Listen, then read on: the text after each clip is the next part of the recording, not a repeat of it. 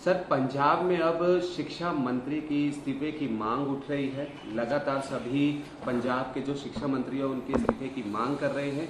पीएसईबी की 12वीं की अंग्रेजी बोर्ड परीक्षा, पीएसटीईटी एडीओ परीक्षा और पीएसएसबी की कुछ भर्ती परीक्षाओं में पेपर लीक और गड़बड़ियां हुई है। इसको लेकर मांग। हाँ बिल्कुल, 4 साल में 6 पेपर लीक हो गए हैं। इसकी जिम्मेदारी कौन लेगा? और भगवंत मान झूठ बोल रहे हैं कि पेपर लीक ही नहीं हुआ है। 5 लाख से ज़्यादा लोग इसमें बच्चे प्रभावित हुए हैं जिन्होंने टेस्ट दिया था, लेकिन उनकी बात कोई सुनने वाला नहीं है। इसको रूटीन मैटर समझा जाता था और ये एक बड़ा अन्याय है उन नौजवान बच्चों के साथ जिन्होंने पेपर की तैयारी कर कर और पैसे भरकर ये एग्जामिनेशन में बैठे थे। और हमारी ये मांग है कि भगवंत मान इसके लिए माफ़ी मांगे और जो कंसर्न मिनिस्टर है इसमें उसका रेजिग्नेशन 100% होना चाहिए। देश में अगर धर्मेंद्र प्रधान का रेजिग्नेशन हो सकता है पेपर लीक पर, फिर पंजाब के अंदर जो पेपर लीक हुए हैं उसकी भी जिम्मेदारी किसी ना किसी को लेनी पड़ेगी। इधर तो भगवंत सिंह मान ही खुद रेजिग्नेशन दे दें, और अगर नहीं है तो कंसर्न मिनिस्टर को रेजिग्नेशन देना चाहिए। और मैं साथ साथ ये भी कहूँगा कि जो बिल आ रहा है उसमें जो पहले पेपर लीक हो चुके हैं उनको भी शामिल करना चाहिए। वो सज़ा और वो जो उन्होंने कहा है कि हम जुर्माना लगाएंगे वो उनके ऊपर भी शामिल होना चाहिए। सर, एक तरफ पंजाब के शिक्षा मंत्री के इस्तीफे की मांग उठ रही है, तो दूसरी तरफ पंजाब के मुख्यमंत्री भगवंत मान ने कहा है कि हमारी सरकार को 4.5 साल हो गए और इस दौरान एक भी पेपर लीक नहीं हुआ।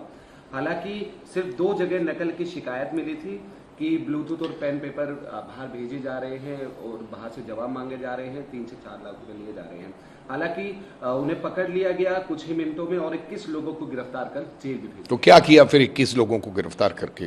भगवंत मान झूठ बोलने में माहिर हैं, अक्सर ही ऐसे झूठ बोलते हैं। अगर पंजाब के अंदर बॉम्ब फटता है तो वो कहेंगे टायर फट गया है, इस तरीके। अगर हैंड ग्रेनेड चलता है तो भगवंत मान की सरकार कहती है कि सिलेंडर फटा है।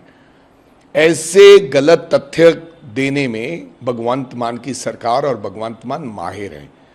पेपर लीक हुआ है, आज तक किसी को सजा मिली नहीं है। उन जो चीटिंग वाले की बात कर रहे हैं उनको क्या सजा मिली है? अब ये मांग उठी है, बात उठी है। अब लोगों को पता चला है जब धर्मेंद्र प्रधान का इस्तीफा हुआ है और नौजवानों में इस बात को लेकर ये चर्चा है, बातचीत है कि उन लोगों को सजा क्यों नहीं मिलनी चाहिए जिन्होंने पंजाब में पेपर लीक करवाए हैं या किए हैं।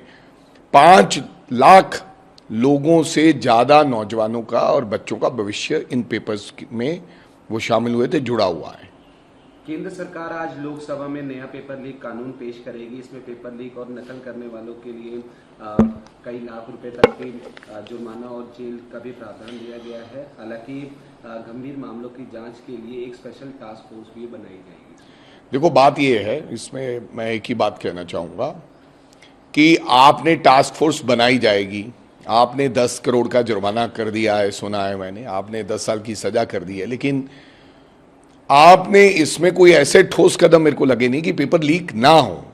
ये तो जब पेपर लीक हो जाएगा, ये 2024 में जो बिल आया था उसी की अमेंडमेंट की हुई है, उसी में अमेंडमेंट लेकर आ रहे हैं, संशोधन लेकर आ रहे हैं। लेकिन जो लीक बचाएंगे कैसे आप, उसके लिए क्या प्रावधान आप लेकर आ रहे हैं, क्या मेजरमेंट्स आपने लिए हैं कि पेपर लीक हो ही ना?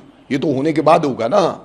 बहुत सी जानें चली गई, बहुत से लोगों का जिंदगी दांव पे लग गई, तो ये लाने के बाद का कानून है।